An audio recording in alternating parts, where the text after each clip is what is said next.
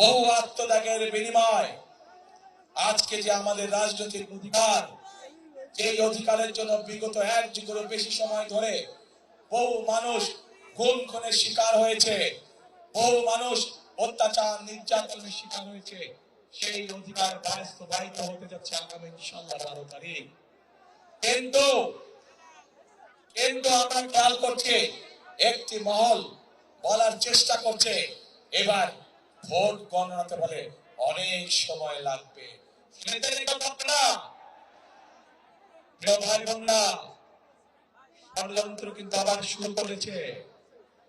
এই যে যাদের কথা বলেছি প্রথমে, তারা জনগণের সঙ্গে সকাল বিকাল মিথ্যে কথা বলছে, যারা দেশের নারী সমাজকে হেয় প্রতিপন্ন করছে, এরাই আবার ষড়যন্ত্র শুরু করেছে বিভিন্ন ভাবে। কারণ তারা জানে তাদের এইসব কথাবার্তা, তাদের এইসব কাজকর্ম, এইসব ফাঁকি ঝুঁকে মানুষ ধরে ফেলেছে, এবং সেজন্যই তারা বিভিন্ন ছল চাতুরির চেষ্টা করছে। প্রিয় ভাই বোনেরা, আজ তাই এই জনসভায় দাঁড়িয়ে আপনাদের সকলকে বলতে চাই, আপনাদেরকে আজ থেকে সতর্ক থাকতে হবে, সজাগ থাকতে হবে। যে অধিকার আপনি গত 1 যুগ ধরে পাননি, আবার যাতে এই অধিকার কেউ কেড়ে নিয়ে যেতে না পারে, আপনাদের সকলকে সতর্ক থাকতে হবে। দল মত ধর্ম বর্ণ নির্বিশেষে আমাদের সকলকে সতর্ক এবং সজাগ থাকতে হবে। প্রিয় ভাই বোনেরা, আমরা যদি সকলে ঐক্যবদ্ধ থাকি, সকলে যদি আমরা একত্রিত হয়ে থাকি, তাহলে অবশ্যই আমরা আমাদের সেই কাঙ্ক্ষিত বাংলাদেশ গড়ে তুলতে সক্ষম হব। এবং সেই কাঙ্ক্ষিত বাংলাদেশের স্লোগান হবে একটাই। জানেন কি সেই স্লোগান? করব কাজ, কি ভাই? করব কাজ, গর্ব দেশ, সবার আগে বাংলাদেশ। করব কাজ, সবার আগে ইনশাআল্লাহ। প্রিয় ভাই বোনেরা, আসুন আজ এই জনসভায় আমরা প্রতিজ্ঞাবদ্ধ হই যে আপনাদের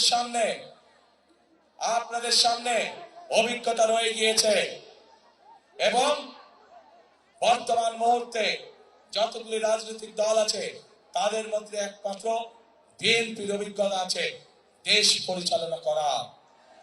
এবং যেহেতু বিএনপির অভিজ্ঞতা আছে দেশ পরিচালনা করার, একমাত্র বিএনপির পক্ষেই সম্ভব এই বাংলাদেশকে সঠিক পথে পরিচালিত করা। প্রিয় ভাই বোনেরা, দেশকে যদি সঠিক পথে পরিচালিত করতে হয়, দুটো বিষয় আমাদেরকে অত্যন্ত সতর্কভাবে সজাগ দৃষ্টি রাখতে হবে। এক, দেশের আইন শৃঙ্খলা রক্ষা করা, যে কোনো পরিস্থিতিতে দেশের আইন শৃঙ্খলা রক্ষা করা, যেন মানুষ শান্তিতে রাজপথে চলতে পারে, যেন মানুষ শান্তিতে তার ব্যবসা বাণিজ্য করতে পারে, যেন মানুষ শান্তিতে রাতে ঘুম যেতে পারে তার নিজের ঘরে। এই অভিজ্ঞতা বিএনপি আছে। বিএনপি জানে কিভাবে দেশে নিরাপদ পরিস্থিতি তৈরি করতে হয়। প্রিয় ভাই বোনেরা, একই সাথে বিএনপির আরেকটি অভিজ্ঞতা আছে কিভাবে দেশকে দুর্নীতির করাল গ্রাস থেকে বের করে নিয়ে আসতে হয়। অতীতেও আমরা দেখেছি যে স্বৈরাচার পালিয়ে গেছে, তারা যখন অতীতে ক্ষমতায় ছিল, তারা যখন দেশকে দুর্নীতিতে লাভ করে দিয়েছিল, পরবর্তীতে যখন দেশনেত্রী খালেদা জিয়া দেশ পরিচালনার দায়িত্ব গ্রহণ করেন, আমরা দেখেছি কিভাবে ধীরে ধীরে বাংলাদেশকে বিএনপি সরকার দুর্নীতির রাহু করাল গ্রাস থেকে বের করে নিয়ে এসেছিল। প্রিয় ভাই বোনেরা, সেজন্যই এই মুহূর্তে দেশকে পুনর্গঠনের জন্য যদি কোনো দল থেকে থাকে, সেটি হচ্ছে একটি দল, বাংলাদেশ জাতীয়তাবাদী দল। সেই দল হচ্ছে, সেই প্রতীক হচ্ছে একটি প্রতীক। কিসের প্রতীক? ধানের শীষ।